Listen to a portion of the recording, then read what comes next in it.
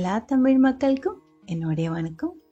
இன்னைக்கு நம்ம கேரளா சமையல் பார்க்க போகிறது ரொம்ப சிம்பிளாக இருக்கிற, சாஃப்டாக இருக்கிற, டேஸ்டியாக இருக்கிற ரவா பாலப்பம்.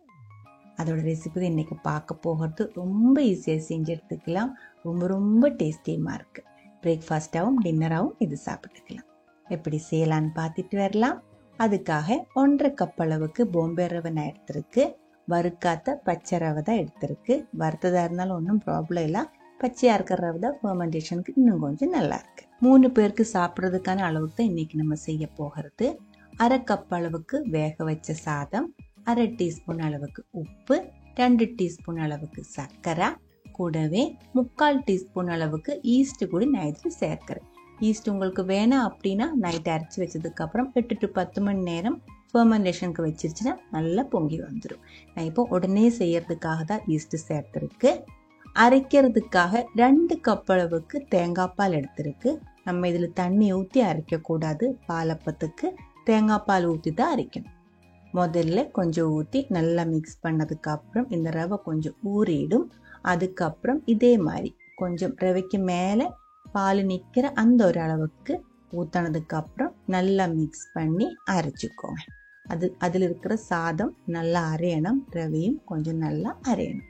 அரைக்கும் போது மாவு கொஞ்சம் கட்டியாக வரும்போது அதுக்கு தகுந்த மாதிரி கொஞ்சம் கொஞ்சமாக பால் ஊற்றி இதே மாதிரி அரைச்சி எடுத்துக்கோங்க. இப்போ இது இட்லி மாவு பதத்துக்கு கொஞ்சம் கட்டியாக தான் இருக்குது. அப்பத்தோட மாவு வந்துட்டு தோசை மாவுலேருந்து கொஞ்சம் லூஸாக தான் இருக்கணும். அதுக்கு தகுந்த மாதிரி மிச்சம் இருக்கிற பால் இதுக்குள்ளே ஊற்றி கன்சிஸ்டன்சி அட்ஜஸ்ட் பண்ணிடலாம். பாலப்பம் செய்யும்போது நம்ம அதுக்குள்ளே தண்ணி ஊற்றுறது இல்லை, தேங்காய் பால் ஊற்றி தான் இதை அரைச்சி எடுக்கணும். அதுதான் இதோட டேஸ்ட்டு. கொஞ்சம் கொஞ்சமாக பால் ஊற்றி இதோட கன்சிஸ்டன்சி வந்துட்டு அட்ஜஸ்ட் பண்ணிக்கோங்க. 2 கப் அளவு மீடியம் திக்னஸில் இருக்கிற தேங்காய் பால் தான் நான் எடுத்திருந்தேன். அது வந்துட்டு கொஞ்சம் கொஞ்சமாக கலக்கி ஊற்றி இந்த மாவு வந்துட்டு அப்பத்துக்கு தகுந்த மாதிரி கலக்கி எடுத்து வச்சிருக்கு. இதுக்குள்ளே உப்பு, இனிப்பு, தேங்காய் பால் எல்லாமே சேர்த்துருக்கு. மறுபடியும் பொங்கி வரும்போது இதுக்குள்ளே நிறையா இருக்கும். நம்ம அமர்த்தி கலக்கி விடக்கூடாது. மெதுவாக மிக்ஸ் பண்ணி தான் எடுக்கணும். அதனால தான் முதல்ல எல்லாமே சேர்த்து கரெக்டான அளவுக்கு கலக்கி வச்சிருக்கு. இப்போ இதை நம்ம மூடி வச்சுக்கலாம். ஈஸ்ட் சேர்த்துருக்கிறதுனால நமக்கு இது வந்துட்டு 3 to 5 மணி நேரத்துக்குள்ளே நல்லா பொங்கி வந்துடும். ரொம்ப குளிராக இருந்தால் 5 மணி நேரம் ஆகும். நல்ல சூடாக இருக்கிற கிளைமேட்டாக இருந்தால் 2 மணி நேரத்துக்குள்ளே எல்லாம் நல்லா பொங்கி வந்துடும். உங்களுக்கு ஈஸ்ட் பிடிக்கல அப்படின்னா நீங்கள் நைட் அரைச்சி வச்சுக்கோங்க. காலையில் கரெக்டாக இதே மாதிரி நல்லா சாஃப்டாக பொங்கி வந்துடும். ஃபுல்லாக நிறையா இருக்குது பாருங்கள். இதுக்குள்ளே இனி நம்ம எதுவுமே சேர்த்து கலக்கி விடக்கூடாது. அப்பத்தோட மாவு கரெக்டாக இருக்குது. நிறைய கலக்கிருச்சு அப்படின்னு இந்த நுரையெல்லாம் அமங்கிடும். அப்போ கட்டியாகவும் போயிடும். நான்ஸ்டிக் அப்பச்சட்டி தான் நான் எடுத்திருக்கு. மீடியம் லோ ஃப்ளேமில் வச்சிருக்கு. சட்டி நல்லா சூடானதுக்கு அப்புறம் ஒரு கரண்டி மாவு ஊற்றிருக்கு. 1 ஸ்பூன் மாவு கொஞ்சம் அதிகமாக ஊற்றிருக்கு. நடுவில் கொஞ்சம் பொங்கி நிற்கிறதுக்காக. நல்ல சூடாக இருக்கிற சட்டி ஒரே ஒரு டைம் இதே மாதிரி சுற்றி எடுத்துக்கோங்க.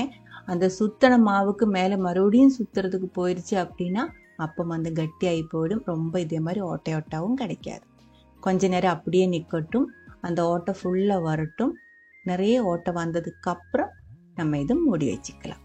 கேரளா ஸ்டைலில் ஆப்பம் செய்யும் போது இது திருப்பி போட மாட்டேன். ஒரு சைடு மட்டும்தான் ஃப்ரை ஆகி கிடச்சிடும். மேலே மூடி வச்சு ஆவியில் தான் வேக வச்செடுக்கணும். இந்த மாதிரி தான் அப்போ இருக்கணும். ஓரம் ஒரு கோல்டன் கலரில் கிறிஸ்பியாக வரும்போது எடுத்துருச்சு அப்படின்னா நல்ல மணமாக இருக்கும், நல்ல டேஸ்டாக இருக்கும். தேங்காய் பால் ஊற்றி செஞ்சுருக்கிறதுனால தான் இதுக்கு பாலப்பம் அப்படின்னு சொல்கிறது. தேங்காய் பால் ஊற்றாமல் 3/4 கப்பு ஃப்ரெஷ்ஷாக அரைக்கிற பச்சையாக அரைக்கிற துருவன தேங்காய் சேர்த்து மிச்ச தண்ணி ஊற்றி அரைச்செடுத்து இதே மாதிரி அப்பம் செஞ்சு எடுத்துக்கலாம். பாருங்க, ரவா பாலப்பம் ரெடியாக இருக்குது. இப்போ இது கொஞ்சம் சூடாக இருக்கிறதுனால தான் ஓரம் கிறிஸ்பியாக நிற்குது. ஆறிடுச்சு அப்படின்னா நல்லா சாஃப்டாக இருக்கும், பஞ்சு மாதிரி இருக்கும். உங்களுக்கு பிடிச்ச கறி கூட நீங்கள் இதை சாப்பிட்டுக்கலாம். நான் இது கூட ஒரு க்ரீன் பீஸ் கறி தான் ரெடி பண்ணியிருக்கு. மட்டன் கறி, சிக்கன் கறி, வெஜிடபிள் கறி, கடலைக்கறி, முட்டைக்கறி, எந்த கறி வேணாலும் இது கூட சூப்பராக மேட்ச் ஆகும். கண்டிப்பாக ட்ரை பண்ணி பாருங்கள். அதுக்கப்புறம் உங்களோட கமெண்ட்ஸ் எல்லாம் சொல்லிடுங்க. இந்த சமையல் பிடிக்கிற ஃப்ரெண்ட்ஸுக்கு மறக்காமல் ஷேர் பண்ணி விட்டுக்கோங்க. அடுத்த ஒரு வீடியோவில் நம்ம உடனே பார்க்கலாம். அது வரைக்கும் வணக்கம்.